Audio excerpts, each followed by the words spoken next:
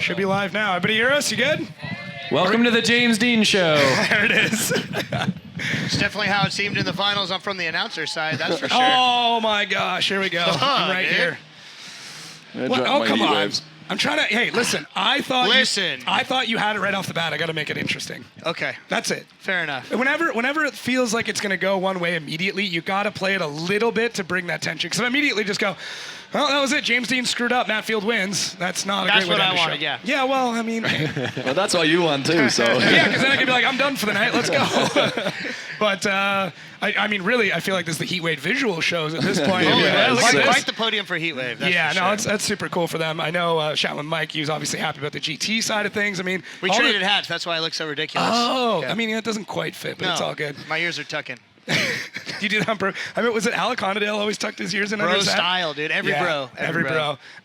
Guys, great weekend.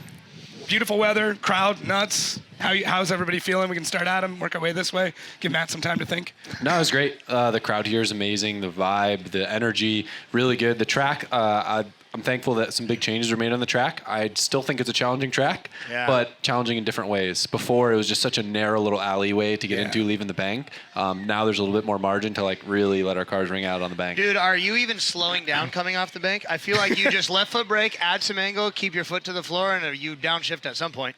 Yeah. It's crazy, dude. Well, there's no nothing. Well, from your originally car. we weren't supposed to decel there until James Deane made them change the rules. Thank God for that. Everyone else in the fucking place put up their hands. That is so hard to do, and like I have to give crazy. Freddie massive props because Freddie did not sleep for like 3 nights going back and forth about suspension stuff because I knew that like on an E36 it's almost impossible to do that. The car does not want to rotate, and I struggled with it in previous years. So like we got the car set up to where it could still be fast, but to be able to do that is tough. All you did like this, left foot brake, foot to the floor. Yeah. Crazy. That's all. That's balls, man. Thanks. Yeah. Easy to fuck up. Dude, all of this is. Yeah. The fact that You're on the edge. It is a knife edge. Every lap, even from practice all the way through, I think you're just waiting for something to happen. You know, you're jumping through the transitions. You're like, where is it going to be when we pop through? Like, it's tricky. It's so much better, though, because normally you would transition through the smoke, and it's a 50-50 shot if the guy's parked. Yeah. At least here, they're guaranteed to be kind of rolling into the throttle through the zone, and then there's some sort of slowdown. So that's at least comforting. Yep. Yeah, it seemed to flow a lot better. There was a lot less weird incidents. We didn't have a lot of like the 3 wheels off guys shooting off track a few times, but like overall, the widening, the flow, everything else seems to have gotten a lot better. This is the best version of Seattle I've seen. Yeah, definitely. It's just more of an S. So like you can carry the angle through there more, and you can launch across to the other side, get on a wall that rotates. So it's cool to be running the wall as it's curving, you know, versus last year and the years previous, we're just running a straight piece of wall. 2 of them. 2 zones were basically straight. Yeah. Ridiculous. So Question for you much guys. Better. Would you want to see Zone 3 go a little bit deeper? Oh yeah, if they extended it down a bit, you could let the car snap and get on the power right away. So if you had another 6 feet there or something before it rotates interesting. left. Okay. Because it's one of those zones where you snap and you know that you're overcooking it, and you're trying to slow down as little as possible, and you light off uncomfortably early. Yeah. And I think the arc is a little sharp too. For sure. And you're lighting off and you're like 50-50, I bury it. There's a few times I rode in there and it was like, like my eyes are almost clenching, waiting for the bang off the wall, but you just make it around with a bit more angle. Yeah. And I feel like if you're actually doing that zone right every time, you're bumper on the wall. Yeah. It's tough. I mean, you all made it look good. You all had contact. How are the cars looking? You too? You had contact this up weekend? on the wall, the ones right there. The walls. I think I hit James a little bit.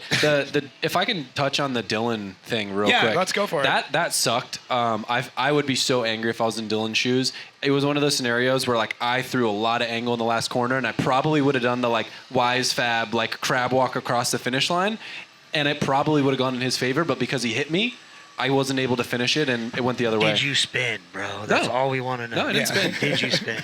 No, but like, it sucks to win that way. Yeah. The judges just have to make a call, and like you're sitting in your car and you're like, oh, it could go either way. Like, what's going to happen? Yeah.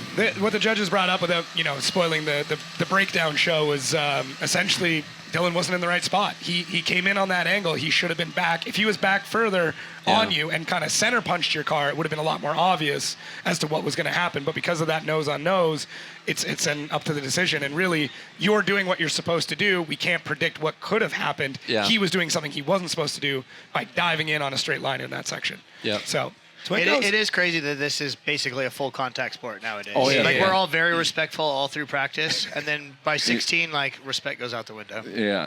You're not happy unless you put a tire mark somewhere on the opponent's car. And it's great because it works both ways. Like you're waiting for the little nudge too, and you hope it doesn't hit you in a bad place. Yeah. And you just keep on going, stay in it, and let the best man win. Yep.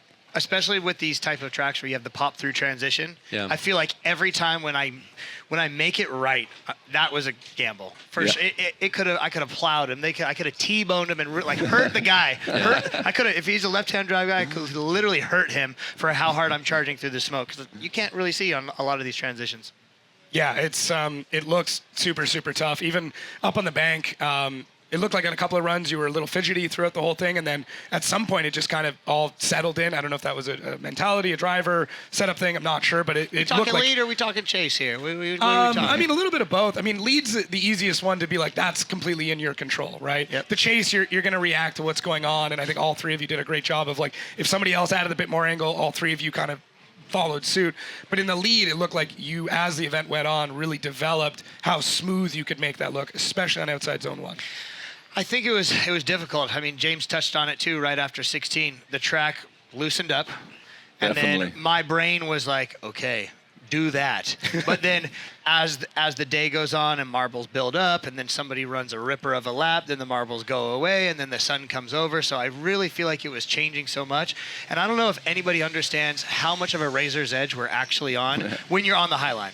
Hey, when you're this far off the wall, you're cruising. You can literally text somebody back. But when your bumper is on the wall and you feel just the drag, it's a different animal for sure. Because your tire is this far from the wall. You're at a place where traditionally not a lot of people have been in the last couple of laps. And at any moment you could rear front it and end your whole weekend. So it's absolutely a razor's edge. So it's tough to be smooth. And you're telling yourself, don't be a pussy. Keep your foot to the floor. Modulate with left foot brake. Sun's coming down. Can't even see the bank. Can't even see the end of the zone. That was hard. Top 4, you God. could not, like the last third of the bank, you could not see. Like your eyes Especially would be like Chase. squinting. Chase, Oh, okay. A little bit of that smoke pops off. Like And a then the left foot, same and then- after the inner clip. Okay. Crazy. Yeah, it goes black and you just, okay, gamble. You're just in smoke and you're like, okay, I think it was now transition. Also, thank you, James, for mentioning that the track got a lot looser because, like, That help? yeah, like right before my, Thank you, brother. right before my battle, my spotter James comes on the radio and he goes, "Hey," and James just mentioned on his podcast, it was really loose leaving the bank, so be careful there. And sure enough, like I left super early and still almost blew off the zone. Yeah, I couldn't believe it. And then I was like, Did you make no changes going into 16? I made no changes. Yeah. Okay. No changes. But I was And the then first. no driver changes I was either, the first right? dummy to go out there and test it. No driver change, no car change. No. Yep. Yeah, just ran the same as practice, and then I thought I was in trouble, and then we swapped around. I chased Brandon. Brandon did the exact same thing, but he hit it a bit harder, and it pulled his front end more. So it was on the edge. Do you think we talk about changes in the car too much? Like, is that something where maybe I'm, for what I do, looking into it, be like, oh, maybe they changed this, maybe they changed that? Are you guys like really just setting that car and be like, I'm comfortable with this, I'm just going to keep it? Like, how often are you guys changing setup? I think it depends on the weekend. Okay. It depends on the weekend. I think if you're chasing, you're going to be chasing 32, 16. But by the time you made it to 8, you're like, okay, we figured it out. Okay. You're obviously locked in. You're there mentally. You're in the zone. You feel like you can make whatever the spotter needs, whatever the battle needs, whatever you're saying, you can make those changes and apply it. But of course, like in 32, you're kind of questioning what's the right setup, especially, and you remember too, traditionally, like, this whole year there's been rain, so we're chasing setups the entire weekend. So you really don't know until you get into the further battles. Good point. Yeah. Yeah, I feel like it depends on how practice goes. If you feel like you've figured everything out in practice, you can just roll into the competition with what you have and just drive it. And if you know somebody's a bit faster or something else, you can compromise in a different area to try to stay close. But I'm more of a person that likes to keep the setup the same and just adjust my driving to the driver. Yeah, I mean, I usually make changes, and I've ran the same exact car all through practice to the last battle. I love it. Yeah, and it was just one of those things where, like, there were things I was unhappy with, and I was trying a lot of different stuff on practice, specifically leaving the bank, because I just wasn't happy with how it was working. But I was like, it's not the car, it's me. I'm like, I just need to change my marks. I need to do this differently. And The hardest thing. yeah, because like changing the car, it's like if you do that and then you also change your marks, then you got a way bigger problem. So You need another 12 practice laps. Yeah, keep one thing consistent. Yeah, one variable. That's it. Yeah. It was funny. I asked Matt about it because we were walking both upstairs. I'm like, is everything good? You guys good? He's like, yeah, we're fine. Why? I'm like, did you watch the same practice I did? And he's like, oh, no, he's just trying things. And I'm like, okay. He's like, well, sometimes he likes to try them in battles. And I'm like, we should probably just do that in practice. And then Yeah. I got a little nervous for you, but then, I mean, once we got into the competition, it was locked and loaded all the way through. So, no, good job on that. Before we wrap everything up, I mean, this event, pretty massive for all three of you in a couple of different ways. We'll start with Adam, work our way this. Can you touch what your placement in this event means both to you now and I guess maybe season repercussions? Sure. I mean, I haven't looked at points. I think, if I'm not mistaken, me and Matt now are tied for third and fourth, which is sick. You know, it's unfortunate Osbo got knocked out pretty early in this round, so that brings him down a little bit in points. Like, maybe there's a chance to move up, and now I got to worry about this guy. Yeah. I mean, more than anything, it's just sick to be up here, especially with these dudes. You know, last year I was on the podium with a brand new car. The energy here is always sick. Like, probably one of the best Formula Drift events. Like, the crowd is... It's a cool place. Hyped up. So it's really cool to be sitting up here again with these guys.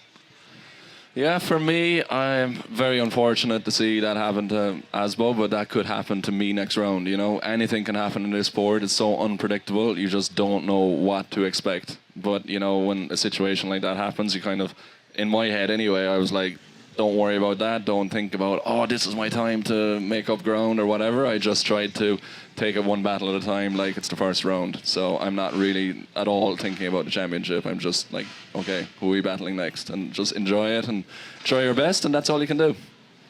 Yeah, I'm not sure if your question pertains to the championship because I've kind of been not thinking about that but for a lot of rounds. But even getting this win after a couple of years, that's all that matters. Yeah. But I think for me, I show up every weekend with the same mentality. I'm trying to win. I'm trying to win practice. I'm trying to win top 32. I'm trying to win top 16. It doesn't matter. I'm trying to set up my canopies first. I'm trying to get here to the track early. It doesn't matter, right? I'm trying to win at everything. So this is just the reassurance that what we're doing is absolutely working.